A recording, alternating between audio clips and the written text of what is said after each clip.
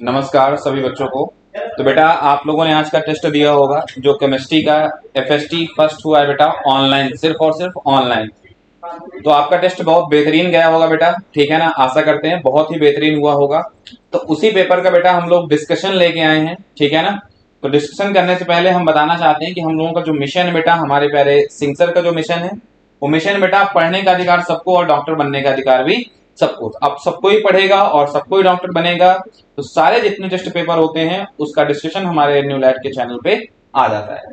देखिए बेटा पहला क्वेश्चन अगर हम डिस्कस करें तो देखो बेटा क्या है, which of the following resonance structure is the major contributor of the resonance hybrid. तो देखते हैं बेटा, अगर हम ध्यान दें तो आप सबसे पहले इसमें देखेंगे कि क्या सभी एटम्स का ऑक्टेट कंप्लीट हो रहा है।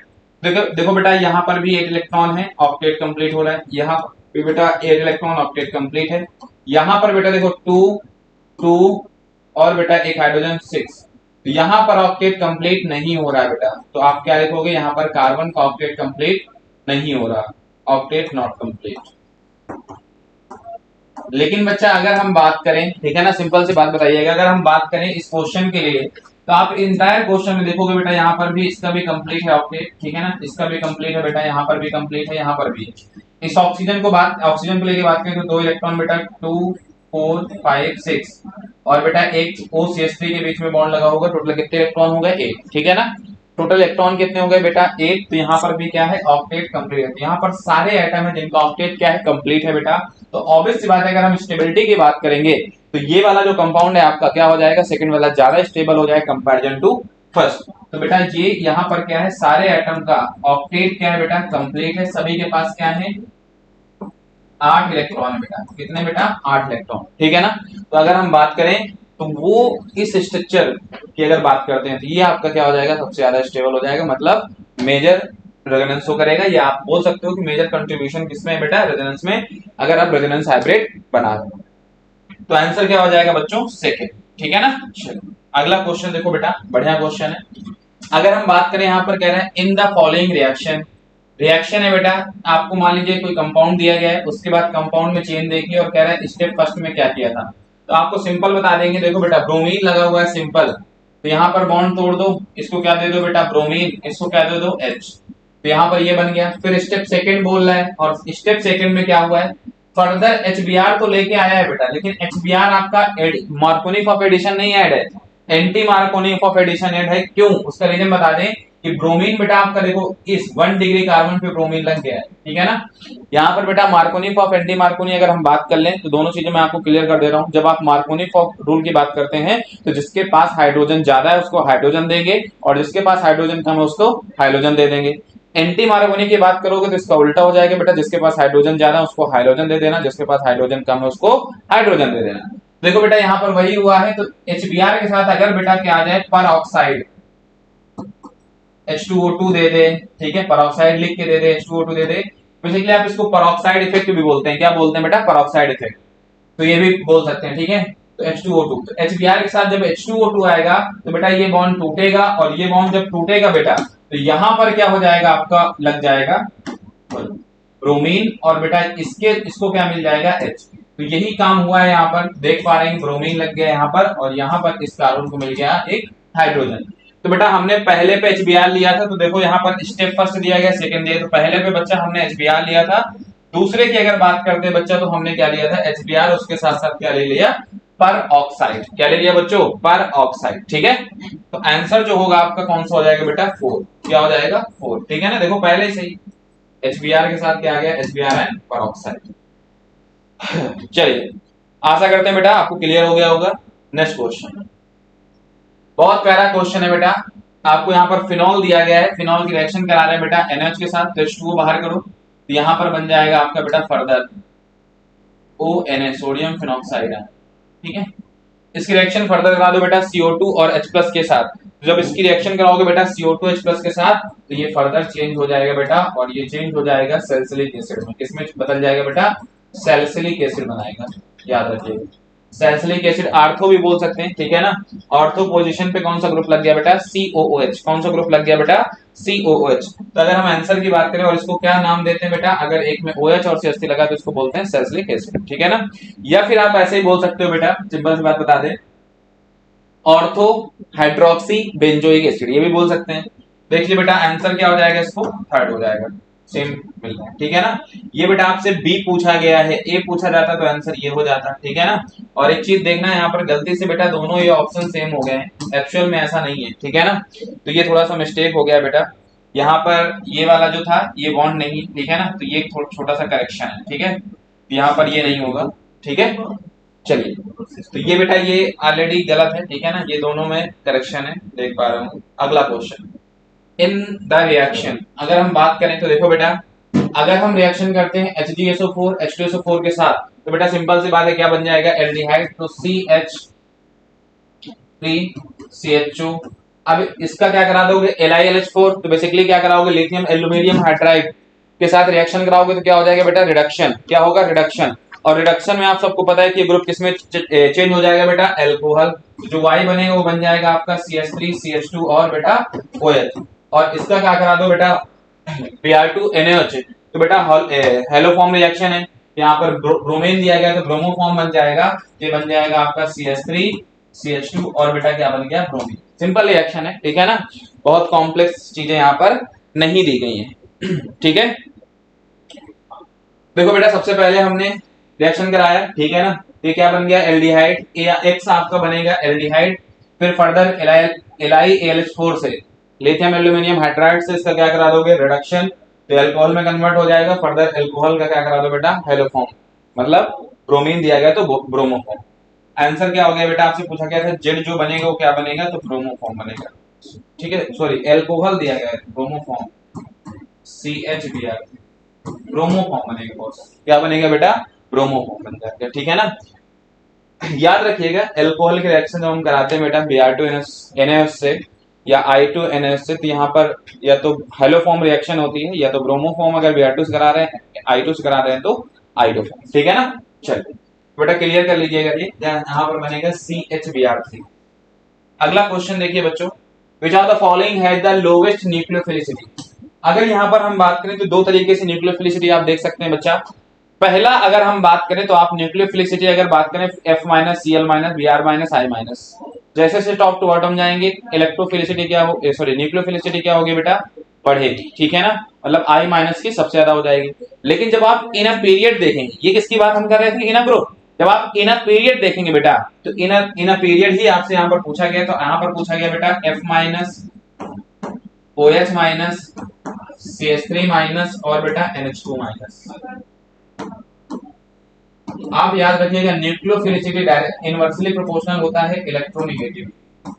तो भैया सबसे ज्यादा किसका हो जाएगा, जिसकी इलेक्ट्रोनेगेटिविटी सबसे कम, तो ज्यादा तो इसका हो जाएगा, लेकिन आपसे लोवेस्ट पूछा गया बेटा तो लोवेस्ट किसका हो जाएगा, F, सबसे कम बेटा इसका हो जाएगा, उसके बाद फिर इसका होगा, फिर मतलब इससे कम सबसे ज्यादा किसका बेटा, इसका, फिर उसके बाद इसका, फिर इसका, फिर इसका। तो आपसे लोवेस्ट पूछा गया तो सबसे कम किसका हो जाएगा बेटा, F माइनस, क्योंकि इनवर्सली प्रोपोर्शनल क्या देखना होता है आपको, इलेक्ट्रोनेगेटिविटी, ठीक है। चलिए तो आंसर क्या हो जाएगा बच्चों, फर्स्ट हो गया। अगला क्वेश्चन देखो भैया, the ionisation energy is maximum for, बेटा आयनाइजेशन एनर्जी किसके लिए सबसे ज्यादा होगी, अरे सिंपल सी बात है बॉस, आपको कॉन्फ़िगरेशन लिखना है बेटा, और कॉन्फ़िगरेशन जब लिखोगे तो पता चल जाएगा। हालांकि इसमें याद भी है आपको, यहाँ पर दो चीजें दी गई हैं, ठीक है ना। अगर यहाँ पर आप देखोगे जनरली तो यहाँ पर सीधे सीधे आपको पता चल जाएगा बेटा किसकी ज्यादा हो जाएगी, क्लोरीन। क्यों होगा, सिंपल सा है भैया, कॉन्फ़िगरेशन लिख के देखो, ठीक है ना। और साइज की अगर हम बात करें तो बेटा यहाँ पर क्लोरीन का साइज ठीक ठाक है, ठीक है ना। इस वजह से आप एक चीज बताओ, यहां से यहां जाते हो इलेक्ट्रोनेगेटिविटी क्या होता है, लेफ्ट टू राइट जाते हो बेटा साइज क्या होता है, डिक्रीज होता है, टॉप टू बॉटम साइज क्या होता है, इंक्रीज होता है। तो बेटा जो पहले एलिमेंट दिए होंगे उनका साइज बड़ा होगा, अगर साइज बड़ा है तो न्यूक्लियस और ऑर्बिटल के बीच जो इलेक्ट्रॉन है उनके बीच क्या होगा, अट्रैक्शन कम होगा अगर साइज बड़ा है तो। और बेटा अगर साइज छोटा है तो वहां पर ऑर्बिट जो भी होगा, ऑर्बिटल और न्यूक्लियस के बीच अट्रैक्शन ज्यादा होगा, तो यहां से इलेक्ट्रॉन निकालना क्या हो जाएगा, मुश्किल। मतलब आप कह सकते हो कि न्यूक्लियस से अगर इलेक्ट्रॉन की दूरी ज्यादा है तो इसको वहां से इस जगह से इलेक्ट्रॉन निकालना मुश्किल है। और अगर बेटा दूरियां कम है तो इलेक्ट्रॉन निकालना मुश्किल है, दूरियां ज्यादा है तो इलेक्ट्रॉन निकालना आसान हो जाएगा। ठीक है ना बच्चों, तो इस वजह से क्लोरीन में सबसे ज्यादा आपको आयनाइजेशन एनर्जी देनी पड़ेगी जब हम इलेक्ट्रॉन निकालेंगे, मतलब सबसे ज्यादा आयनाइजेशन एनर्जी किसकी हो जाएगी बच्चों, chlorine. Consider the correct order, consider the order, the correct statement. क्या पूछा गया ऑर्डर, तो देखो बेटा ऑप्शन से चेक करते हैं। Increasing order of Z vacuum नहीं, increasing order of ionization energy बिल्कुल नहीं, डिक्रीजिंग ऑर्डर ऑफ साइज। तो देखो बेटा अगर हम साइज की बात करें तो आप याद रखिएगा साइज डायरेक्टली प्रोपोर्शनल बेटा नेगेटिव चार्ज होता है, नंबर ऑफ इलेक्ट्रॉन सेम होना चाहिए, और बच्चा इनवर्सली प्रोपोर्शनल होता है पॉजिटिव चार्ज। ठीक है ना बच्चों, तो directly proportional negative charge, inversely proportional positive charge. तो आप देख पा रहे होंगे कि यहाँ पर बेटा 2 माइनस सबके इलेक्ट्रॉन सेम है, यहाँ पर 2 माइनस का चार्ज है, 1 माइनस का है, 1 प्लस का है, 2 प्लस का है। तो बेटा सबसे ज्यादा इसका हो जाएगा साइज, फिर उसके बाद फिर उसके बाद फिर उसके बाद, जब तक आप ये कह सकते हैं कि डिक्रीजिंग ऑर्डर में लिखा हुआ है क्या बेटा, साइज। तो आंसर कौन सा हो जाएगा आपका, थर्ड हो जाएगा। और ये चीज याद रखिएगा, बस एक बात का विशेष ध्यान रखें कि बेटा इलेक्ट्रॉन सेम होना चाहिए। ठीक है ना, आइसोइलेक्ट्रॉनिक। आप ऐसे बोल सकते हो मतलब कि आइसोइलेक्ट्रॉनिक होगा तब भी हो जाएगा। ठीक है ना, इलेक्ट्रॉन से। In case of sp3 hybridization, if all sigma bonds are identical, then how many lone pair must be present? बेटा इस क्वेश्चन में थोड़ा सा पढ़िएगा डिटेल में, ठीक है, हो सकता है आपने पहली बार पढ़ा हो आपको समझ में आए। कह रहा है कि sp3d का हाइब्रिडाइजेशन जब आप लिखते हो तो वहां पर जो सिग्मा बॉन्ड है वो सेम होना चाहिए। तो बच्चा चेक करना है, अगर हम एक एग्जांपल के तौर पे बात करें तो मान लीजिए A है, यहाँ पर आपने बॉन्ड बना दिए इस तरीके से, इसका हाइब्रिडाइजेशन क्या हो जाएगा बच्चों, sp3d। ठीक, sp3d हो जाएगा। यहाँ पर आप सबको पता है इक्विटोरियल और एक्सियल पोजीशन, और क्या दोनों की बॉन्ड लेंथ सेम होगी इक्विटोरियल में जो बॉन्ड है और एक्सियल में, नहीं। तो ये क्या हो गया बेटा, गलत। भैया इन सब की जो बॉन्ड लेंथ होगी और इन दोनों की ये क्या होगी, डिफरेंट। तो ये नहीं हो सकता है। क्या यहाँ पर एक लोन पेयर लाने से चेंज हो सकता है क्या, मान लो हम एक लोन पेयर ले आए बच्चों p, यहाँ पर एक लोन पेयर, तो बेटा अभी भी ये जो दो बॉन्ड है और ये दो लगे, इनकी बॉन्ड लेंथ में डिफरेंस होगा, तब भी सेम नहीं है। फिर मान लो एक और लोन पेयर ले आए तो ठीक सेम आ जाएगा आपका। क्या बेटा अब ऐसा कुछ है क्या, आप बताइए, क्या अभी भी ये वाला जो बॉन्ड लेंथ है बेटा और ये जो दो हैं अभी भी क्या है, डिफरेंट है। फिर अगर हम बात करें बेटा तो ध्यान दीजिएगा, यहाँ पर मान लीजिए ऐसा कुछ कर दें कि एक लोन पेयर ये है और दो लोन पेयर आपके ये हैं और इधर दो क्या है, बॉन्ड। तो बेटा इस कंडीशन पे हाइब्रिडाइजेशन अभी भी इसका कितना है बच्चा, sp3d ही है, लेकिन बेटा यहाँ तीनों लोन पेयर हो गए। ठीक है ना, और एक ये वाला जो बॉन्ड है ये वाले, तो आपको बढ़िया से पता है बेटा ये दोनों बॉन्ड की लेंथ क्या हो जाएगी, सेम, मतलब दोनों बॉन्ड क्या होंगे, आइडेंटिकल। तो आंसर क्या हो जाएगा इस कंडीशन में, कितने लोन पेयर आपको दिख रहे हैं बेटा, 1 2 और 3। तो 3 दिख रहे हैं भैया, तो 0 1 2 3 4 हो जाएगा। ठीक है ना बेटा। अगला क्वेश्चन देखो बच्चों, given below are two statement. देख पहला स्टेटमेंट कह रहा है the 4 terminal BH bond are 3 centre 2 electron. BH bond are, बेटा यहाँ पर थोड़ा सा ऐड कर लीजिएगा, बाकी आप बहुत समझदार है बेटा, पता ही होगा हम B2S6 की बात कर रहे हैं, डाइबोरेन की बात कर रहे हैं। तो बेटा अगर हम बात करें तो कह रहे हैं कि the 4 terminal BH bond are 3 centred 2 electron. क्या कह रहा है बेटा, BH bond are B2S6 3 centred and 2 electron. देखो बेटा अगर हम बात करें यहाँ पर तो इस तरीके का कुछ स्ट्रक्चर बन जाएगा बच्चा आपका HH। ठीक है, एक Z रेस कर देना है यहाँ पर ये। ठीक है ना, तो बेटा आपको यहाँ दो तीन चीजें बता दें। पहली बात तो जब आप इस बॉन्ड की बात करते हो, जो ये 4 बॉन्ड दिए हैं, ये बेटा 2 सेंटर 2 इलेक्ट्रॉन है, 3 सेंटर 2 इलेक्ट्रॉन नहीं है। लेकिन जब आप इनकी बात करते हो बच्चा, किसकी बात भाई, किसकी बात करते हो, इसकी बात करते हो, ये तो ये वाले जो बॉन्ड दिए गए बच्चा, ये वाले जो बॉन्ड आपको, ये भी बना दें, ये जो आपको बॉन्ड दिए गए, एक ये और दूसरा ये, तो ये बेटा 3 सेंटर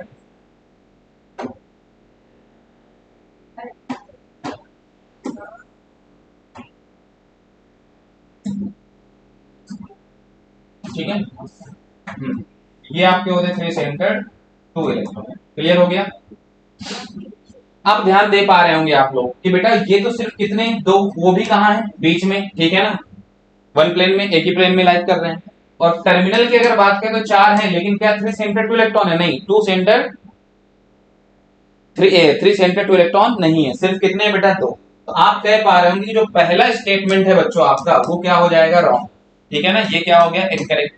अगर हम बच्चों दूसरे स्टेटमेंट की बात करते हैं आपसे, तो आप ध्यान दीजिएगा क्या कह रहा है, the 4 terminal hydrogen atom and are, the 4 terminal hydrogen atom and the 2 boron atom lie in one plane। बिल्कुल सही बात बोल रहा है बेटा। क्या बोल रहा है? 4 जो हैं आपके वो किसमें है बेटा? सेम प्लेन में। ठीक है ना, देखो यार भैया, एक BH एक BH एक BH एक BH, ये जो इस कलर से है बेटा ये सेम है, और ये दो आपके सेम है, तो अलग अलग है, 2 है, तो वही बात बोल रहा है बेटा। तो ये सेकंड स्टेटमेंट आपको क्या हो जाएगा? करेक्ट। तो पहला क्या है बेटा? इनकरेक्ट। दूसरा क्या है? करेक्ट। तो आंसर कौन सा हो जाएगा बच्चों? थर्ड हो जाएगा। कौन सा हो जाएगा? थर्ड। यहां पर भी लिख लेना बेटा, हाइड्रोजन एटम इन B2S6, ये थोड़ा सा मिसिंग है तो लिख लीजिएगा बेटा। ठीक है ना, चलिए इतना अंडरस्टूड है, आप मान लेंगे। ठीक है ना, कोई दिक्कत इसमें नहीं है।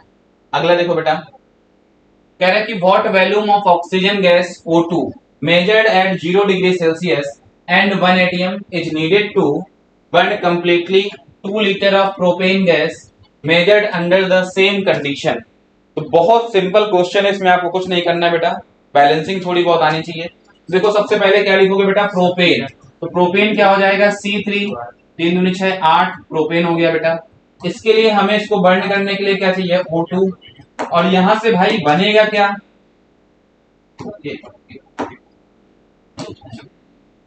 यहां से भाई क्या बनेगा? CO2 और H2O बेटा। अब इसकी बैलेंसिंग सिंपल है, कितने कार्बन है? 3, तो भैया 3 लगा दो। कितने हाइड्रोजन है बेटा?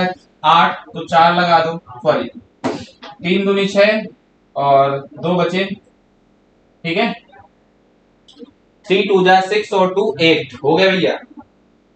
यार क्या चल रहा है? हाइड्रोजन की बात करें तो यहाँ पर 4। ठीक है, हाइड्रोजन कितने हो गए बेटा? 4 हो गए। चलो 4H2 8 हो गए।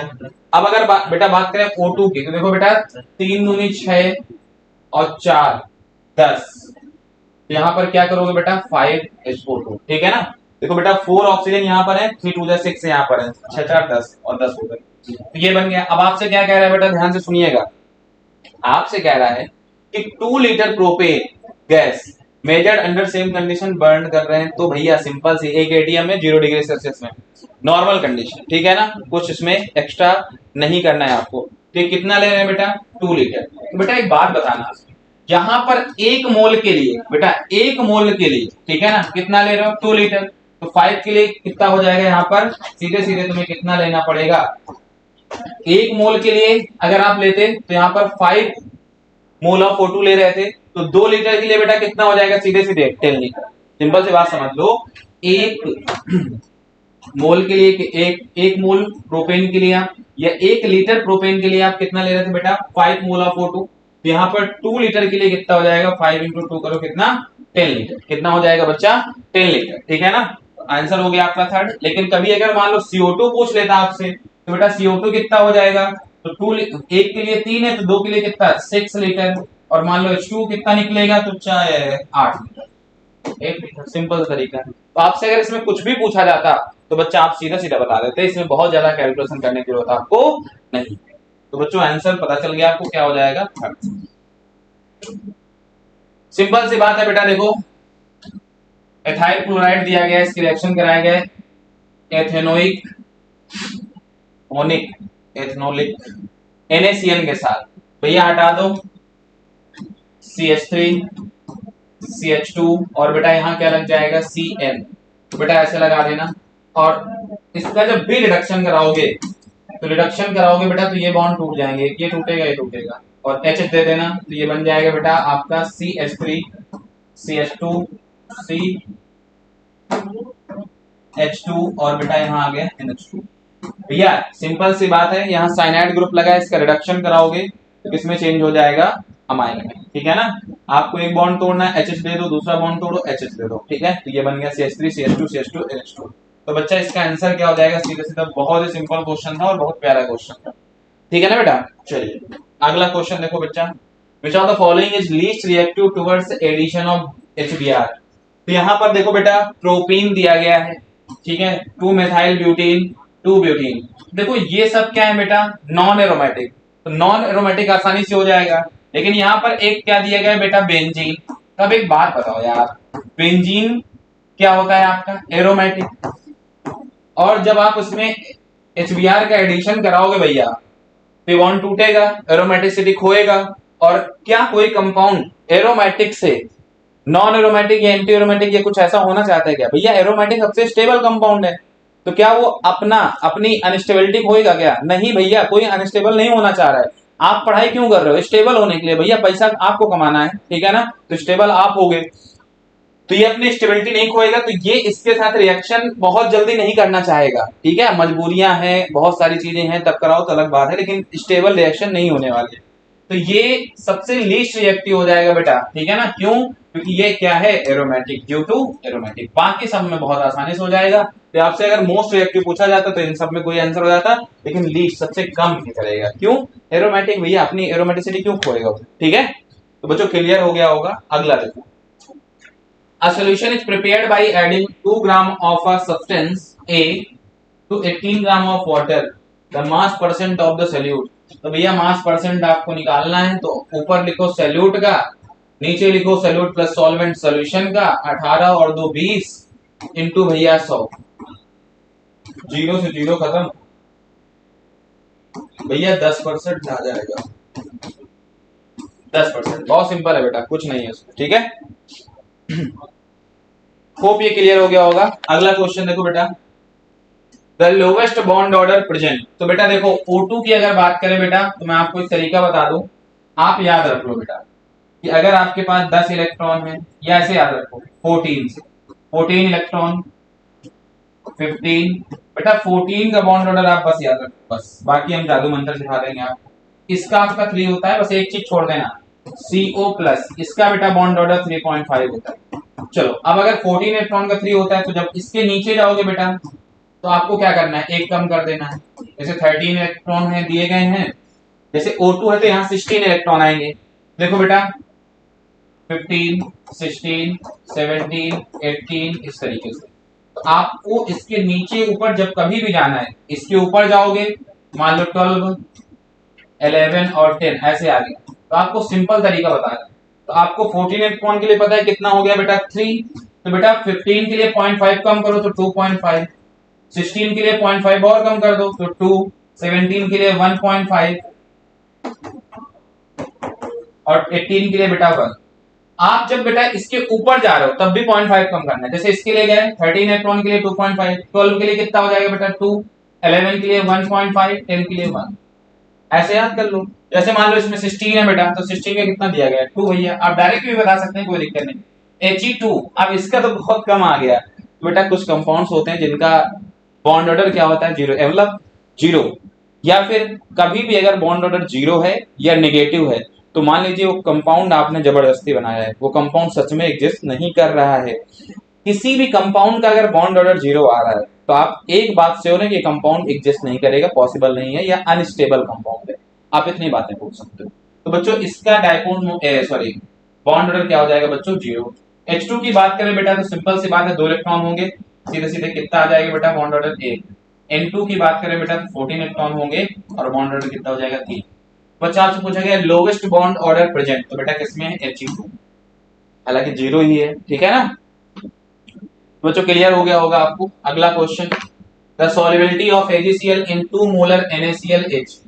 अगर हम बात करें बेटा सॉल्युबिलिटी ऑफ AgCl की इन 2 मोलर NaClH, तो ध्यान देना बेटा, सॉल्युबिलिटी निकालना है भैया किसकी, AgCl की। तो बहुत आसान सा तरीका मैं आपको बताने जा रहा हूं बेटा, जब कभी भी सॉल्युबिलिटी पूछे तो आप सिंपल से बात कर देना NaCl मतलब Cl माइनस, और यहाँ पर बेटा Cl माइनस, और यहाँ पर भी AgCl से Cl माइनस, तो यहाँ KSP इक्वल टू क्या हो जाएगा, सॉल्युबिलिटी इनटू बेटा कितना, जो भी आपको कंसंट्रेशन दी हो, तो Cl माइनस की कंसंट्रेशन कितनी दी गई 2, तो यहाँ से आ जाएगा बच्चा सीधे सीधे सॉल्युबिलिटी बेटा S दिया गया बच्चा, आप लोग दूसरा कुछ मत समझना, मतलब S दिया सीधे सीधे।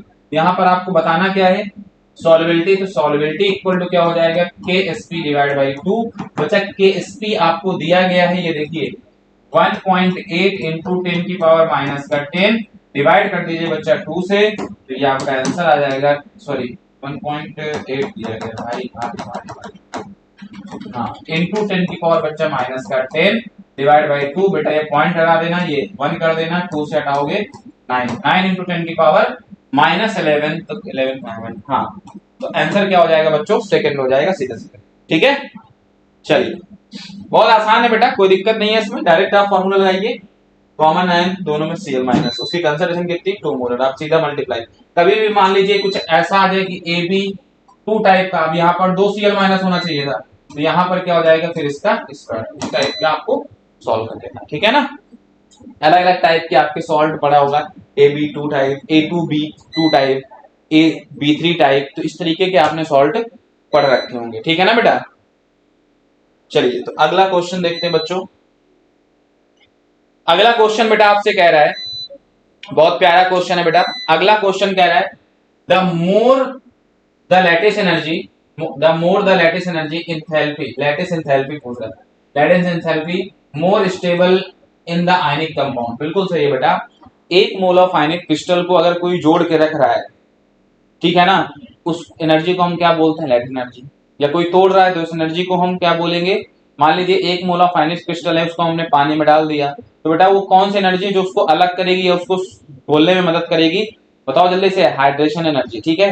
तो एक चीज याद रखना, अगर यहाँ पर हाइड्रेशन एनर्जी ज्यादा है किससे, लैटिस एनर्जी से, तो आप कह सकते हैं अच्छे से क्या हो जाएगा, घुल जाएगा, लेकिन आप कहेंगे सर लैटिस एनर्जी ज्यादा है किससे, हाइड्रेशन एनर्जी से, बेटा उसको घोलना आपके लिए क्या हो जाएगा, मुश्किल काम, ठीक है। तो बिल्कुल सही बात बोल रहा है बेटा कि आयनिक कंपाउंड ज्यादा स्टेबल होगा अगर लैटिस एनर्जी क्या है, ज्यादा है, मोर है, बिल्कुल सही है बेटा। अगला, the lattice energy, lattice enthalpy is greater for ions of highest charge and small radius. जब हम लैटिस एनर्जी बेटा देखते हैं, ठीक है, या हम लैटिस एनर्जी की बात करते हैं, तो आपको यही याद रखना है कि हाईएस्ट चार्ज और दूसरा बेटा स्मॉल रेडियस, ठीक है ना, मतलब साइज। तो बेटा ये भी स्टेटमेंट आपका क्या है, करेक्ट है, तो दोनों स्टेटमेंट बच्चों क्या हो गए आपके, correct.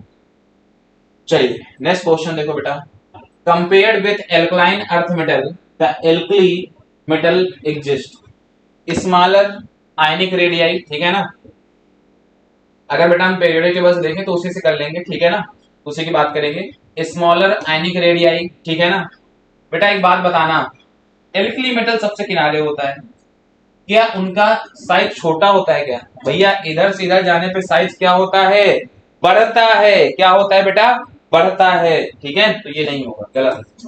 Greater second ionization energy, बिल्कुल सही है, सेकेंड, क्योंकि बेटा सिंपल सी बात है भाई, न्यूक्लियस से क्या होते हैं, करीब होते हैं, क्या होते हैं, करीब, तो जब आप एक इलेक्ट्रॉन को निकालोगे, जैसे मान लो अगर आप लेकर, जैसे एग्जांपल जैसे बेटा आप बात करते हो किसकी, क्या बोल रहा है, एल्कली मेटल, ठीक है ना, तो compare with alkaline earth metal with alkali, हाँ देखो बेटा ध्यान देना, जैसे आप सोडियम का कॉन्फ़िगरेशन लिख रहे हो बेटा, 3s1 आ जाएगा।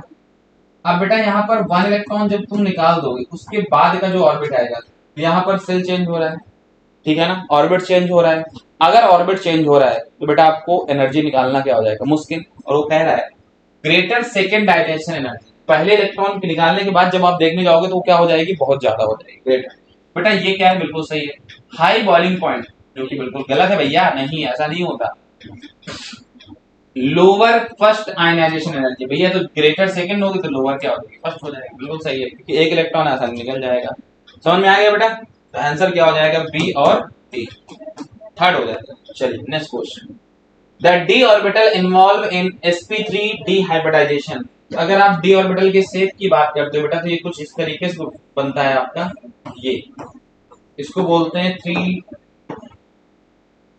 इसको बोलते हैं बेटा डी जेड स्क्वायर, और यहाँ पर जब आप देखेंगे तो ये बेटा इससे होगा, फिर ऐसे ऐसे लगा होगा, और इसका हाइब्रिडाइजेशन क्या होता है बेटा, sp3d, क्या हो जाता है बेटा, sp3d, तो ये सिर्फ और सिर्फ कहाँ पॉसिबल है बेटा, डी जेड स्क्वायर में, कहाँ पॉसिबल है बच्चा, डी जेड स्क्वायर में, और कहीं नहीं है, ठीक है ना।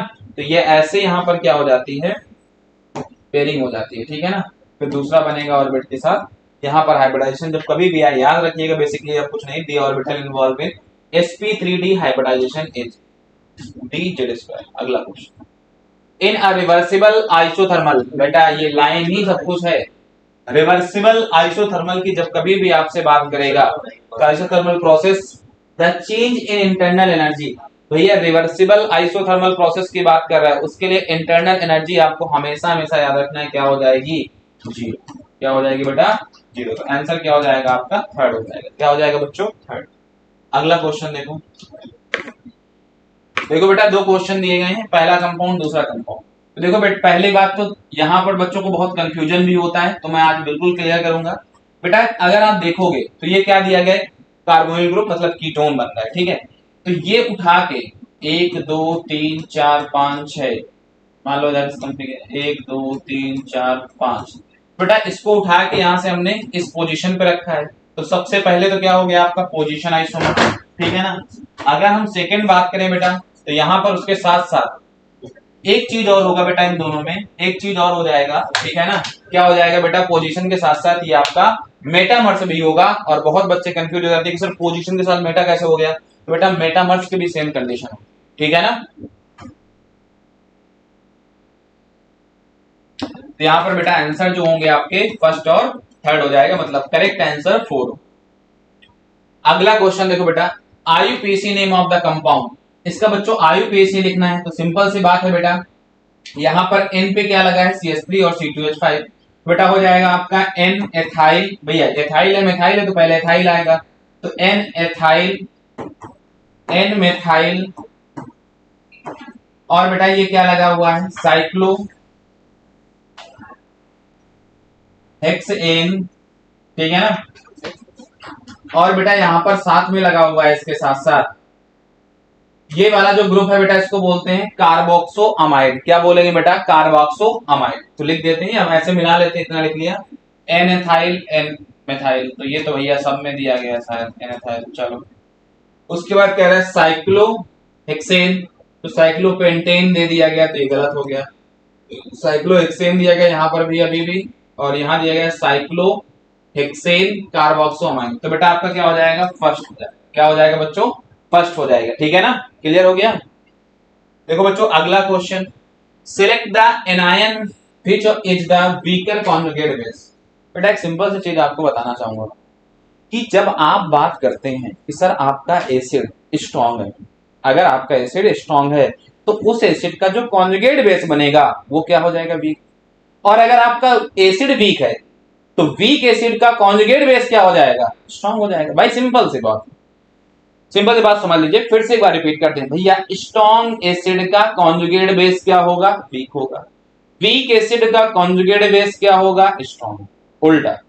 तो अगर यहां पर देखें तो इन सबके एसिड लिख के देख लो, ये लिखा हुआ है HClO4,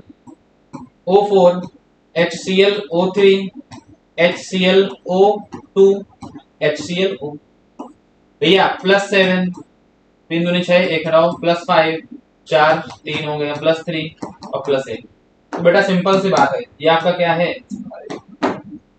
भैया, स्ट्रॉन्ग एसिड है, तो इसका जो कॉन्जुगेट बेस होगा, ये आपका क्या है, कॉन्जुगेट बेस है, तो ये क्या हो जाएगा आपका, वीक होगा। स्ट्रॉन्ग एसिड का कॉन्जुगेट बेस हमेशा क्या होता है बच्चा, वीक होता है। याद रखना, +7 ऑक्सीडेशन स्टेट, ये क्या हो गया बेटा आपका स्ट्रॉन्गेस्ट। आंसर कौन सा हो जाएगा बच्चों आपका, फर्स्ट हो जाएगा। या आपका क्या होगा, वीक कॉन्जुगेट बेस होगा, ठीक है ना। तो ये मेरी बात याद रख लीजिएगा ताकि किसी भी तरह का कोई भी क्वेश्चन गलत ना हो आपसे। If combustion of 4 gram of methane, तो भैया 4 ग्राम मेथेन का कंबशन कर दो साहब, कंबशन जला दो, तो जलाने के लिए किसकी जरूरत, O2 की, ठीक है। क्या मिलेगा, CO2 और H2O। बस सिंपल, ऑलरेडी बैलेंस है भाई, इसमें बैलेंस करने की जरूरत नहीं है आपको, ठीक है, पहले से बैलेंस है। आपसे कह रहा है बेटा कि क्वेश्चन पढ़ लेते हैं अच्छे से, 4 if combustion of 4 gram of methane liberate 2.5 kilo calorie, answer भी किलो कैलोरी में तो चेंज नहीं करेंगे, of heat, the heat of combustion of methane is. तो बेटा सिंपल सी बात समझो भैया, मेथेन कितने ग्राम दिया गया है, 4 ग्राम। 4 ग्राम मेथेन का कंबशन करने से कितना मिलता है बेटा आपको, 2.5 किलो कैलोरी। तो बेटा आपसे कह रहा है कि कितना करने पे 2.5 किलो कैलोरी। एक सेकेंड, कुछ क्वेश्चन में हमें फॉल्स लग रहा है, सिंपल है। तो देखो कह रहे हैं if combustion of 4 gram of methane, ठीक है, 4 ग्राम मेथेन के लिए इतना, to liberate 2.5 kilo calorie of heat, the heat of combustion of, अरे सिंपल, तो बेटा 16 ग्राम CH4 का मूल्य कितना, 16 ग्राम के लिए कितना लगेगा भैया, तो 2.5 इंटू 16 अपॉन कितना, 4 चक्कू 16, 10, और बेटा कंबशन करा रहे हैं एक्सोथर्मिक, मतलब माइनस आ जाएगा, ठीक है ना, -10, और आंसर में किलो कैलोरी। सिंपल सा तरीका है, ठीक है ना, थोड़ा सा लैंग्वेज 2 बार पढ़ो, वो पढ़ लोगे तो आ जाएगा, थोड़ा सा लैंग्वेज में था तो वो आप ध्यान से एक बार पढ़ेंगे बहुत अच्छे से, ठीक है ना, the heat of combustion of methane, ठीक है ना बेटा, तो 4 ग्राम ऑफ मेथेन में 2.5 कैलोरी, किलो कैलोरी मिल रहा है, हीट बेटा 16 ग्राम में, 16 मतलब CH4 का 12 और 4 16, 2.5 इंटू 16 डिवाइड बाई 4 तो -10 किलो कैलोरी आंसर। तो बच्चों इसके बाद जो आगे के क्वेश्चन है आपको रिस्पेक्टेड रवि से डिस्कस करेंगे, यहाँ तक हम डिस्कस किया, कैसा लगा बच्चों कमेंट करके आप लोग बताइएगा, और बहुत कम दिन बचे हुए नीट के, आप लोग प्रैक्टिस करते रहिए, और अगर किसी भी चीज के लिए हमारी जरूरत पड़ती है तो आप लोग बिल्कुल आ सकते हैं, कोचिंग आ सकते हैं, कमेंट बॉक्स में बता सकते हैं, किसी भी चीज के लिए कोई भी हेल्प चाहिए तो हम लोग बेटा आप लोगों के लिए बिल्कुल तैयार हैं, और ऐसी मेहनत करते रहिए, हम उम्मीद करते हैं बेटा इस बार जो नीट का एग्जाम होगा आपका बेहतरीन जाने वाला है, ठीक है ना, चलिए तब तक के लिए गुड बाय, मिलते हैं बेटा अगले टेस्ट में, आप लोग टेस्ट प्रॉपर देते रहिए, ठीक। जय हिंद बच्चों, तो आप लोगों की क्वेश्चन नंबर 68 तक डिस्कस हो चुके हैं, और मैं डिस्कस करूंगा आपको क्वेश्चन नंबर 69 से, ठीक है बेटा। तो देखते हैं जरा पहला क्वेश्चन बेटा आपको स्क्रीन पर दिख रहा होगा, एसर्शन और रीजनिंग पर बेस्ड क्वेश्चन है। एसर्शन है कि graphite is a good conductor and good conductor of heat and electricity, ये बिल्कुल बात सही है। ग्रेफाइट एक नॉन मेटल होते हुए भी ये good conductor heat and electricity का है, बिल्कुल बात सही है। इसका रीजन ये होता है कि यहाँ पर जो पाई इलेक्ट्रॉन होते हैं, क्योंकि ये लेयर्ड स्ट्रक्चर होती है, दोनों लेयर के बीच में पाई इलेक्ट्रॉन मोबाइल होते हैं, इन्हीं पाई इलेक्ट्रॉन की वजह से ये क्या होते हैं, कंडक्टर होते हैं। रीजन देखो जहां पर क्या लिखा है, graphite has all the electrons firmly hello together carbon carbon sigma bond, नहीं बेटा सिग्मा के साथ साथ पाई बॉन्ड भी होते हैं इसमें। तो ये स्टेटमेंट क्या हो गया, कह रहे हैं ऑल इलेक्ट्रॉन्स जो होते हैं वो सब केवल सिग्मा में इन्वॉल्व हैं, नहीं पाई में भी इन्वॉल्व हैं, और वही जो पाई इलेक्ट्रॉन है उनकी वजह से ये मोबाइल इलेक्ट्रॉन होते हैं, और इनकी वजह से ग्रेफाइट क्या होता है, कंडक्टर। तो एसर्शन सही है, रीजन गलत है, आंसर कौन सा हो जाएगा, assertion is correct but reason is not correct, answer is second. Next question, अगला क्वेश्चन है मेरा question number 70, what is the correct order of density of second A group, density of second A group. तो बेटा second A group को हम लोग बोलते हैं, हम लोग एल्कली अर्थ मेटल,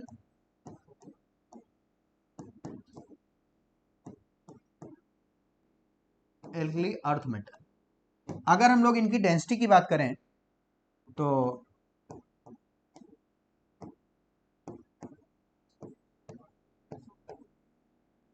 ये, अब देखो जरा इनकी डेंसिटी टॉप टू बॉटम अगर हम लोग बात करें तो पहले घटती है कैल्शियम तक, और इसके बाद ये बढ़ जाती है।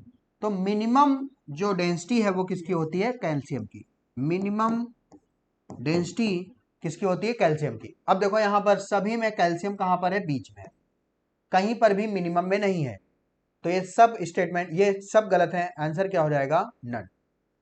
क्या बात क्लियर बेटा, चलिए अगला क्वेश्चन है question number 71, benzene diazonium chloride की रिएक्शन फिनॉल से करा रहे हैं। ये बेटा पार्ट जो होता है वो एक इलेक्ट्रोफाइल की तरह काम करता है, और ये इलेक्ट्रोफाइल इस फिनॉल पर जो बेंजीन रिंग है इस पर ये इलेक्ट्रोफिलिक सब्स्टिट्यूशन करता है, क्योंकि ये होता है बेटा प्लस एम, और प्लस एम होता है आर्थो पैरा डायरेक्टर, मेजर होता है पैरा, तो ये N2 यहाँ पर अटैक करेगा, और ये प्रोडक्ट जो बना है ए वो मैं यहाँ लिख दे रहा हूँ,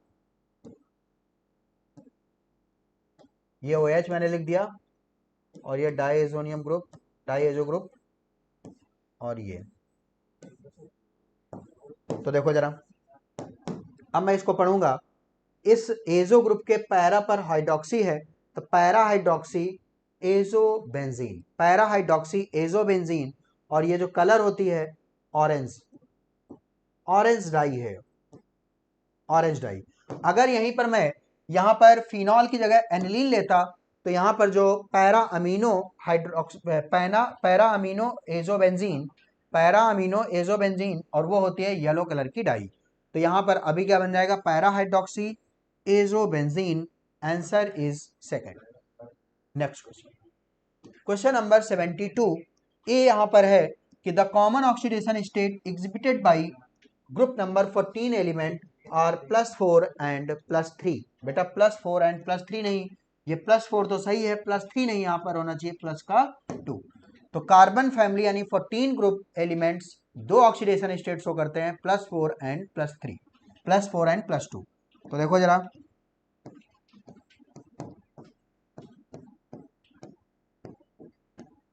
अब देखना जरा, इन सबकी अगर हम लोग बात करें तो +2 ऑक्सीडेशन स्टेट और +4 ऑक्सीडेशन स्टेट, +2 ऑक्सीडेशन स्टेट की स्टेबिलिटी टॉप टू बॉटम बढ़ती है और +4 ऑक्सीडेशन स्टेट की स्टेबिलिटी टॉप टू बॉटम घटती है। तो यहां पर लास्ट वाले की लोअर ऑक्सीडेशन स्टेट स्टेबल होती है, +2 ज्यादा स्टेबल होती है +4 से, लेकिन इन सबकी +4 ज्यादा स्टेबल होती है +2 से, और रीजन सबका है इनर्ट पेयर इफेक्ट, और इनकी जो मोस्टली स्टेबल ऑक्सीडेशन स्टेट होती है वो +4 ही होती है, क्योंकि inert pair effect top to bottom बढ़ता है, यानी कि लोअर ऑक्सीडेशन स्टेट की स्टेबिलिटी टॉप टू बॉटम बढ़ती है। तो यहाँ पर देखो जरा, carbon and silicon mostly show +4 oxidation state, बिल्कुल सही है। तो ये वाला गलत हो गया, ये सही हो गया। Group number 14 oxide in higher oxidation state of elements are generally less acidic than those in lower oxidation state. कह रहे हैं कि यहाँ पर जनरली जो हायर ऑक्सीडेशन स्टेट के ऑक्साइड हैं वो लेस एसिडिक होते हैं। नहीं बेटा, हायर ऑक्सीडेशन स्टेट की जो ऑक्साइड होते हैं वो मोर एसिडिक होते हैं। जैसे यहां पर अगर हम लोग बात करें SO3 और SO2, तो यहां पर पॉजिटिव ऑक्सीडेशन स्टेट की पॉजिटिव ऑक्सीडेशन स्टेट यहाँ +6 और यहाँ पर +4, तो पॉजिटिव ऑक्सीडेशन स्टेट बढ़ने के साथ एसिडिक स्ट्रेंथ बढ़ती है। तो ये वाला भी स्टेटमेंट क्या हो गया, गलत हो गया। तो अब आंसर देखो जरा, कह रहे हैं यहाँ पर इनकरेक्ट पूछा जा रहा है, तो इनकरेक्ट कौन कौन सा हो गया, A and C, A and C, answer is 4th। Clear बेटा। नेक्स्ट क्वेश्चन, अगला क्वेश्चन है क्वेश्चन नंबर 73। इनकरेक्ट स्टेटमेंट फिर से चूज करना है बेटा। डायमंड में हर कार्बन एटम sp3 हाइब्रिडाइज होता है, बिल्कुल बात सही है, डायमंड में sp3। ग्रेफाइट एंड फुलरीन में हर कार्बन एटम sp2 होता है। In graphite each layer is composed of planar hexagonal ring, बिल्कुल सही है, लेकिन यहाँ पर sp3 नहीं होगा, sp2 होना चाहिए। तो ये स्टेटमेंट क्या हो गया, गलत हो गया। Fullerenes are made by heating graphite in an electric arc, बिल्कुल बात सही है। अगर हम लोग ग्रेफाइट को हीट कर दें एन इलेक्ट्रिक आर्क में तो फुलरीन का फॉर्मेशन होता है in the presence of inert gas, ये स्टेटमेंट बिल्कुल सही है। अब देखो यहाँ पर कोल के बहुत सारे डिफरेंट फॉर्म है, उनमें से जो एंथ्रासाइट है उसमें मैक्सिमम परसेंटेज ऑफ कार्बन पाया जाता है, ये बात भी बिल्कुल सही है। तो यहाँ पर इनकरेक्ट स्टेटमेंट कौन कौन से हो गए, इनकरेक्ट स्टेटमेंट बी है, और बाकी देखो जरा, पहला भी सही है, तीसरा भी सही है और चौथा भी सही है, इसका मतलब only B, answer will be 4th। Clear बेटा। नेक्स्ट क्वेश्चन, यहां पर 74, the correct expression of Kp for the equilibrium xy gives x + y।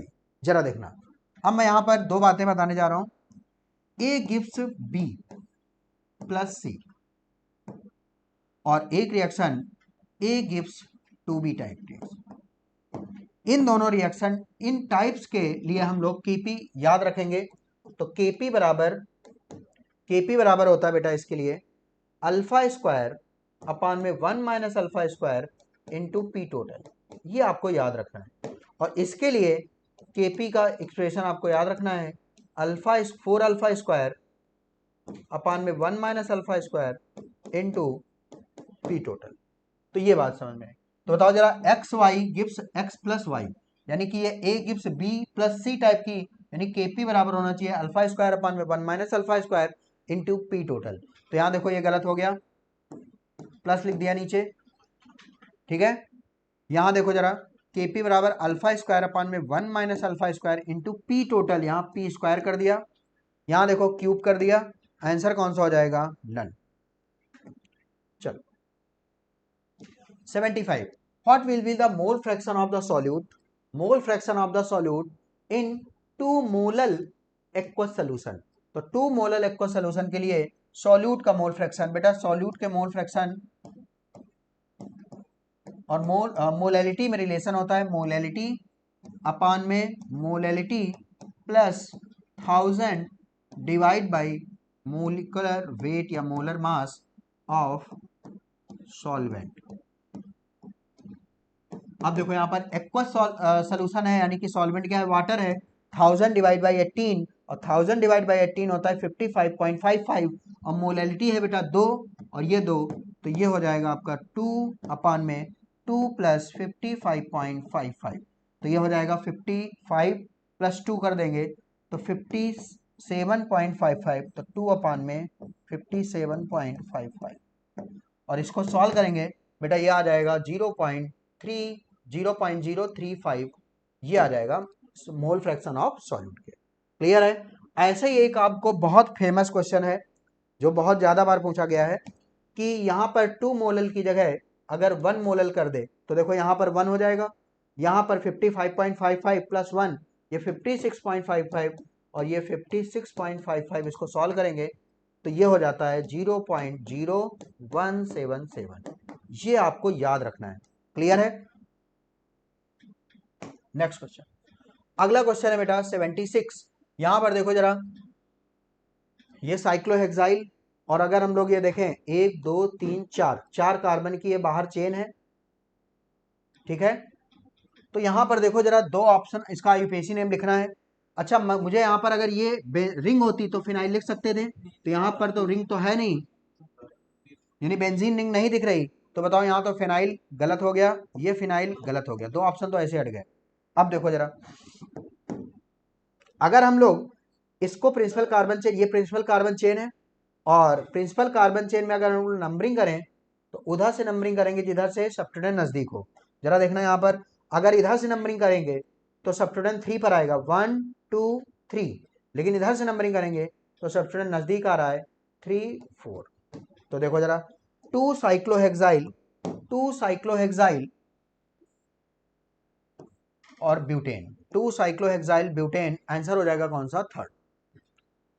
अगला question 77, for the system of gases A B C and D at equilibrium. तो यहाँ पर जो equilibrium system आपको दिया है a plus 2b gives c plus 3d, और यहाँ पर द पार्शियल प्रेशर दिए हुए हैं इक्विलिब्रियम पर सबके, a के पार्शियल प्रेशर, b का, c का और d का, और यहाँ पर पूछा जा रहा है kp की वैल्यू। तो बेटा kp का एक्सप्रेशन लिख दें, kp बराबर होगा बेटा partial pressure of a into, sorry product upon में रिएक्टेंट करेंगे ना बेटा, partial pressure of c into partial pressure of d की पावर 3 अपान में partial pressure of a into partial pressure of b की पावर 2, ये हो गया। अब देखो जरा, पार्शियल प्रेशर ऑफ c बेटा कितना दिया है 0.6, 0.6, पार्शियल प्रेशर ऑफ d कितना दिया है 0.8 और वो पावर 3 है, तो मैं इसको 0.8 को 3 बार लिखूंगा अपान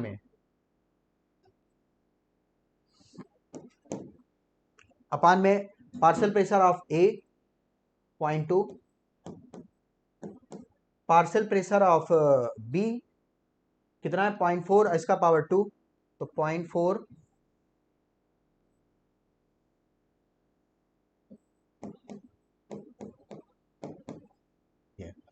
ये पॉइंट से पॉइंट उड़ गया, ये पॉइंट से पॉइंट उड़ गया, 4 दूनी 8, 4 दूनी 8 और ये पॉइंट से पॉइंट उड़ा दें, ये कितना हो जाएगा 3। अब देखो जरा, 2 दूनी 4 तो 12 और 12 8 96, यानी कि 9.6, आंसर हो जाएगा थर्ड। क्लियर बेटा। चलो अगला question, question number 78, question number 78, a body of mass 10 milligram, a body of mass 10 milligram. तो यहाँ पर 10 मिलीग्राम की एक बॉडी है, मूविंग विद वेलोसिटी 100 मीटर पर second the wavelength of de Broglie wave associated with it would be. तो बेटा de Broglie wavelength lambda बराबर होता है एच अपान में पी या एच अपान में एम बी, ठीक है, या होता है एच अपान में under root 2m kinetic energy. ये सब फार्मूले में याद रखना चाहिए। अब देखो जरा यहां पर वेलोसिटी दिया है तो कौन सा फार्मूला लग जाएगा ये। अब देखो जरा यहाँ पर फाइनल आंसर यहाँ पर मीटर में दिए हैं, यानी कि सभी आंसर यहाँ पर जो वैल्यू रखेंगे वो एसआई में रखेंगे। तो एच की वैल्यू एसआई में होती है 6.6 प्लैंक कांस्टेंट 6.6 गुणा 10⁻³ जूल इंटू सेकेंड अपान में मास। यहाँ पर एसआई यूनिट मास की होती है केजी, बट यहाँ मिलीग्राम में दिया है तो मिलीग्राम को केजी में बदलने के लिए 10 × 10⁻⁶। बेटा गलती यहाँ पर जानते हो क्या बच्चा करता है, ये मिलीग्राम को वो ग्राम में बदल देता है। बेटा एसआई यूनिट ग्राम नहीं होती, क्या होती है, किलोग्राम। तो इसको पहले केजी में बदलना पड़ेगा। क्लियर है? तो ये हो जाएगा 10 × 10⁻⁶। अब देखो जरा v यहाँ पर मीटर पर 10⁻2 लिख दूं मैं इसको 100 को, ये हो जाएगा। अब देखो क्या यहां तक क्लियर बेटा? तो अब देखो यहां पर ये 10⁻⁻6 और ये 10⁻2 और 10⁻1 ये 10⁻3 हो गया, और 10⁻3 और 10⁻6 तो ये सब हटा के क्या हो जाएगा 10⁻3, और ये -3 ऊपर जाएगा, ये क्या हो जाएगा +3। तो ये मैं हटा दे रहा हूँ ऊपर +3, और ये सॉल्व करेंगे तो 31 आ जाएगा माइनस का। तो 6.6 × 10⁻31 मीटर, ठीक है। आंसर देखो कौन सा हो जाएगा 6.6 × 10⁻31 मीटर। तो 78 का आंसर कौन सा हो जाएगा, फोर्थ। नेक्स्ट क्वेश्चन, अगला question 79 which is correct order of the pKb value for the given compound. यहाँ पर गिवन कंपाउंड बेटा कंपाउंड तो नहीं देना चाहिए, यहाँ पर गिवन स्पीसीज कर सकते हैं, कंपाउंड तो है भी नहीं, वो आयंस है, गिवन स्पीसीज, ठीक है। चलो अब देखो यहां पर अगर हम लोग लिखें तो मैं ऐसे CH3COO माइनस फिर OH माइनस लिख दिया मैंने, और फिर मैंने लिख दिया NH2 माइनस, फिर लिख दिया मैंने CH3 माइनस। अब देखो ये बेटा ये सब कॉन्जुगेट बेस हैं, मैं इनकी एसिड बनाने जा रहा हूं, तो इनको सबको मैं H दे दूं तो इनका क्या बन जाएगा एसिड। तो यहां पर देखो जरा CH3COOH ये वाटर बन जाएगा, ये अमोनिया बन जाएगा, ये मीथेन बन जाएगा। अब बेटा अगर मैं इनकी एसिडिक स्ट्रेंथ का ऑर्डर लिखूं, एसिडिक स्ट्रेंथ का ऑर्डर लिखूं, और acidic strength directly proportional to K value होता है, तो अगर इनकी के वैल्यू का ऑर्डर लिखें तो ये हो जाएगा। तो सबसे ज्यादा एसिडिक एसिड होगा, फिर वाटर होगा, फिर अमोनिया होगा, फिर मीथेन होगा। अब देखो जरा अगर हमें एसिडिक स्ट्रेंथ का ऑर्डर पड़ता है तो उसके कॉन्जुगेट बेस यानी एनायन की बेसिक स्ट्रेंथ का ऑर्डर स्ट्रॉन्ग एसिड का कॉन्जुगेट वीक बेस होता है, स्ट्रॉन्ग एसिड का कॉन्जुगेट वीक बेस होता है। तो यहां पर जो बेसिक स्ट्रेंथ का ऑर्डर हो जाएगा वो इसका क्या हो जाएगा, उल्टा हो जाएगा। तो ये हो जाएगा बेसिक स्ट्रेंथ। तो ये बेसिक स्ट्रेंथ का ऑर्डर हो गया, यानी कि किसका, केबी का ऑर्डर हो गया। अब देखो जरा अगर इसका केबी मिनिमम है तो पी केबी क्या होगा, मैक्सिमम होगा। पी केबी क्या होगा, मैक्सिमम होगा। इसका मतलब कि पी केबी मैक्सिमम किसका होगा, थर्ड का, थर्ड दो जगह है। और देखो जरा केबी अगर मैक्सिमम इसका है तो पी केबी मिनिमम इसका होगा, यानी कि CH3 माइनस यानी कि पी केबी मिनिमम इसका होगा, यानी कि फर्स्ट का होगा। यहां देखो जरा फर्स्ट, और यहां पर सेकंड ही गलत हो गया। आंसर कौन सा हो जाएगा बेटा, सेकंड। तो जो 79 है उसका आंसर क्या हो जाएगा, second. Next question, question number 80। अगला क्वेश्चन है यहां पर कि which of the following statement is obligatory correct for alkali metal. तो एल्कली मेटल के लिए कौन सा करेक्ट है, जरा देखना बेटा। अगर हम लोग O2 की बात करें, O2 - 1 की बात करें, O2 - 2 की बात करें, ये तो O2 में अनपेयर्ड होते हैं बेटा 2, ये पैरामैग्नेटिक। O2 - 1 में अनपेयर्ड कितना होता है, 1, ये भी क्या होता है, पैरामैग्नेटिक। और जो पेरोक्साइड होता है ये सुपर ऑक्साइड, ये डाई ऑक्सीजन, और ये O2-2 ये पेरोक्साइड इसमें अनपेयर्ड होते हैं 0, तो ये क्या होगा, डायामैग्नेटिक। तो देखो जरा, सुपर ऑक्साइड को इन्होंने लिखा है डायामैग्नेटिक, बट सुपर ऑक्साइड के पास एक अनपेयर्ड होता है, ये पैरामैग्नेटिक होगा, तो ये क्या होगा, गलत होगा। The basic strength of hydroxide increases down the group. बेटा अगर हम लोग एल्कली मेटल यानी फर्स्ट ग्रुप के अगर हाइड्रोक्साइड की बात करें, LiOH, NaOH, KOH, RbOH और CSOH, अगर इनकी बेसिक स्ट्रेंथ की बात करें तो top to bottom basic strength घटती है, बेसिक स्ट्रेंथ घटती है, top to bottom basic strength घटती है। और यहां देखो जरा, लिख रहे हैं कि basic strength of hydroxide increases down the group, ये बात बिल्कुल सही है। द कंडक्टिविटी ऑफ क्लोराइड, अगर हम लोग इन्हीं के फर्स्ट ग्रुप के एलिमेंट्स की, क्लोराइड्स की कंडक्टिविटी देखें तो LiCl, LiB, NaCl, KCl, RbCl और ये CSCl। अब देखो जरा, टॉप टू बॉटम, और ये कहां पर देख रहे हैं, एक्वस मीडियम में, कहां पर देख रहे हैं, एक्वस मीडियम में कंडक्टिविटी। तो बताओ यहां पर एक चीज कॉमन है Cl, तो कंडक्टिविटी किससे देखेंगे, Li plus, Na plus, K plus, Rb plus, CS plus. अब देखो जरा, टॉप टू बॉटम अगर हम लोग साइज की बात करें इन गैस फेज, तो सबसे बड़ा साइज इसका है, और सबसे बड़ा अगर साइज इसका है तो पानी में इसका साइज सबसे छोटा होगा और पानी में इसका साइज सबसे बड़ा होगा, यानी कि जो कंडक्टिविटी है सबसे कम होगी, यानी कि top to bottom conductivity in aqueous solution सबसे ज्यादा किसकी हो जाएगी, सीजियम क्लोराइड की। तो हाइड्रेटेड जो साइज होता है वो सबसे बड़ा इसका होता है लिथियम प्लस का, और सीजियम प्लस का हाइड्रेटेड साइज सबसे छोटा होगा। तो बताओ यहाँ पर मोबिलिटी इसकी सबसे ज्यादा होगी और इसकी मोबिलिटी कम होगी, तो the conductivity of chlorides in their aqueous solution increases down the group, बिल्कुल बात सही है। The basic nature of carbonates in aqueous solution is due to anionic hydrolysis, तो बिल्कुल बात सही है। जैसे मान लो मैं कार्बोनेट लूं Na2CO3 सोडियम कार्बोनेट, तो ये बेटा जो सॉल्ट है वो स्ट्रॉन्ग बेस वीक एसिड का सॉल्ट है, और हाइड्रोलिसिस होती है वीक पार्ट की, यानी कि वीक एसिड पार्ट की, यानी कि एनाइन की। तो ये एनाइनिक हाइड्रोलिसिस की वजह से जो इसके सॉल्ट है, the basic nature of the carbonates in aqueous solution is due to anionic hydrolysis, तो बिल्कुल बात सही है। बेसिक जो नेचर है वो, basic nature of carbonates in aqueous solution is due to anionic hydrolysis, क्योंकि एनाइनिक हाइड्रोलिसिस ये स्ट्रॉन्ग पार्ट से आएगा, स्ट्रॉन्ग की हाइड्रोलिसिस नहीं होती, तो हाइड्रोलिसिस किसकी होगी, कार्बोनेट की। क्लियर है, तो आंसर कौन कौन सा हो गया, यहां पर पूछा गया है करेक्ट, और करेक्ट यहां पर आपका हो गया B C and D, B C D, B C D only, answer कौन सा हो जाएगा, थर्ड।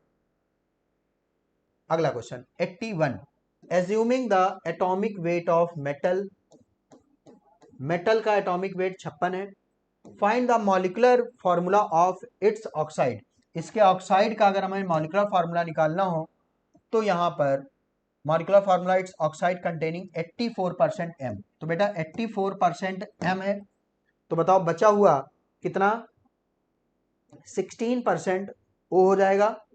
ठीक है, अब देखो जरा, अगर मैं इसका एम्पिरिकल फार्मूला निकालूं, एम्पिरिकल फार्मूला, तो डिवाइड बाय मोलर मास 56 और डिवाइड बाय मोलर मास कितना हो जाएगा, 60, ये कितना हो गया बेटा 1, और ये देखो जरा 28 से काटें, 28 दूनी 56 और ये 3 बार जाएगा, यानी 3/2।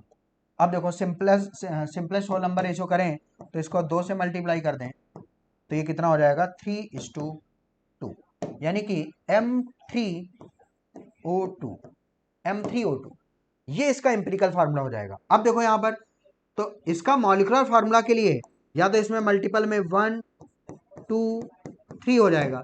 अब यहां पर इस तरह से कोई और फार्मूला दिया भी नहीं, तो इसका मतलब n बराबर हम लोग मिनिमम क्या मान सकते हैं 1, और आंसर इसका क्या बता देंगे M3O2। क्लियर बेटा, next question 82, quantum number of 5 electrons are, यहां पर 5 इलेक्ट्रॉन की क्वांटम नंबर दी हुई है, arrange them in the order of increasing energies, तो एनर्जी जो होती है वो मल्टी इलेक्ट्रॉन स्पीसीज के लिए directly proportional to n+l value, जिसका n+l ज्यादा होगा उसकी एनर्जी ज्यादा। जरा देखना, 4 और 2 6, N+L, 3 और 2 5, 4 + 1 5, 3 और 2 5, और 3 और 1 4। तो मैंने N+L लिख दिया।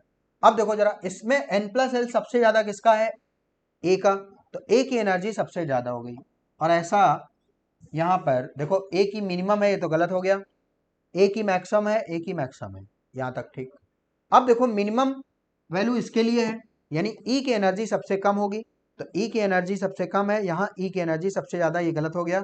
ई की एनर्जी सबसे कम। अब आपके पास बचे दो ऑप्शन। अब देखना, अगर कभी N+L वैल्यू सेम हो जाए, तो जिसके लिए N की वैल्यू ज्यादा उसकी एनर्जी ज्यादा।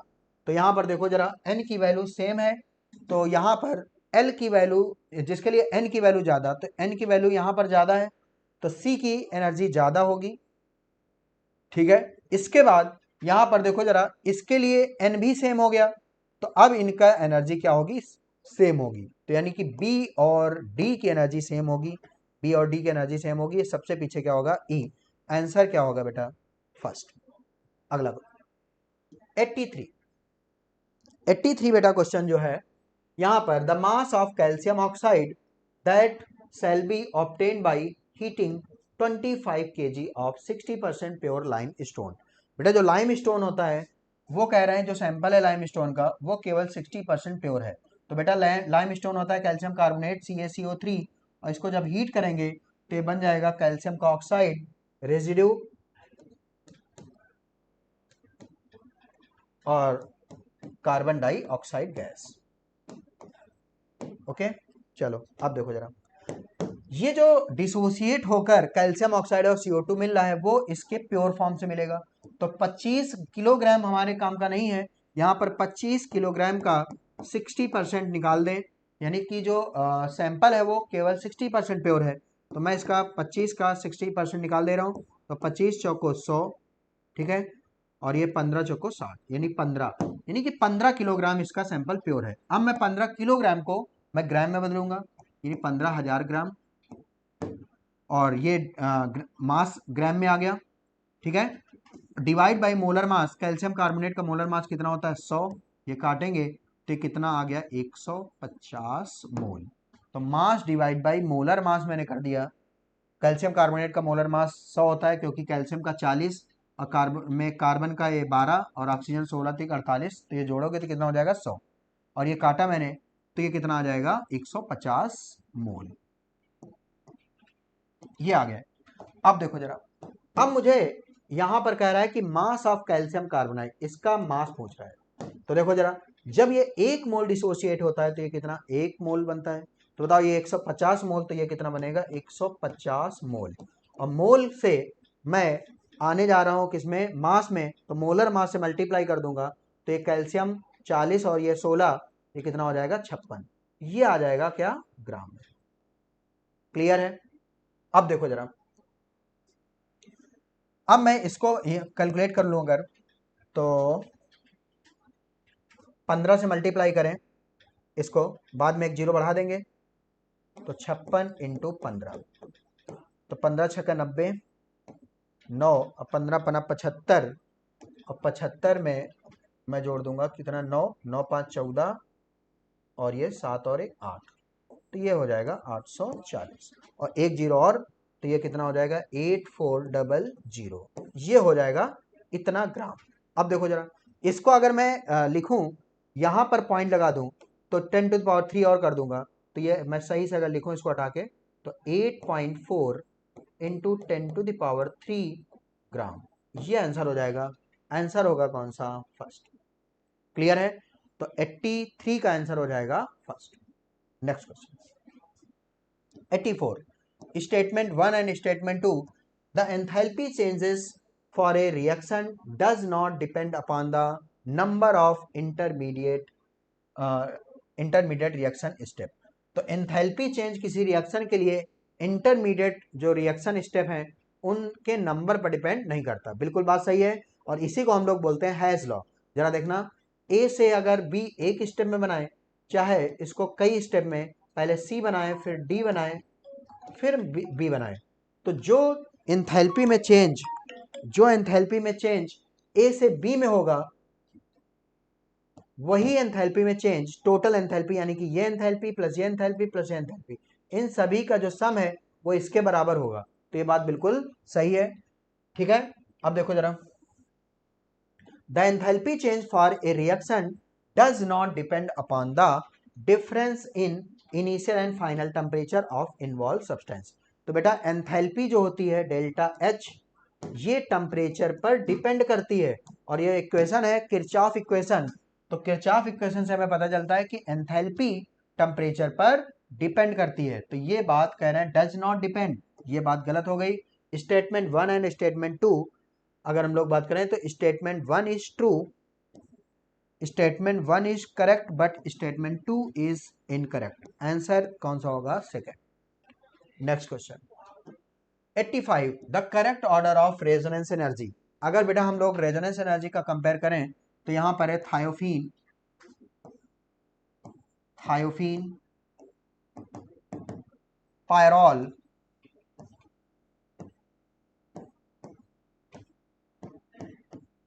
पायरॉल और ये फ्यूरॉन, ये है फ्यूरॉन। अब देखो जरा, इनमें यहां पर अगर रेजोनेंस एनर्जी की बात करें तो बेटा यहां पर अगर सल्फर की इलेक्ट्रोनिगेटिविटी की बात करें अगर, तो इलेक्ट्रोनिगेटिविटी इनमें सबसे कम किसकी है? सल्फर की है। तो इसका डीलोकलाइजेशन सबसे ज्यादा होगा। इलेक्ट्रोनिगेटिविटी कम है तो इसका डीलोकलाइजेशन क्या होगा? ज्यादा। इसकी इलेक्ट्रोनिगेटिविटी थोड़ी सी सल्फर से क्या होगी? ज्यादा, तो इसका डीलोकलाइजेशन थोड़ा सा कम।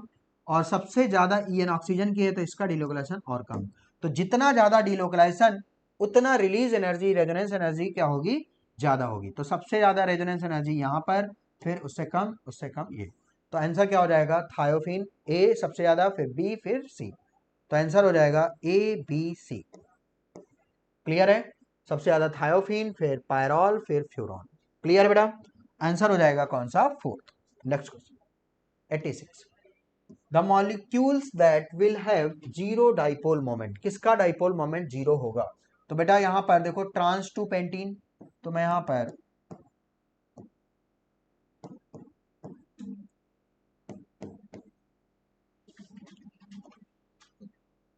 ट्रांस टू पेंटीन, ये मैंने ट्रांस टू पेंटीन लिख दिया। क्लियर है? ठीक।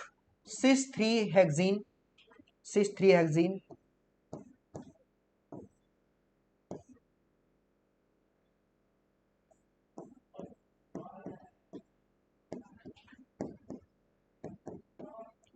सिस 3 हेक्सीन।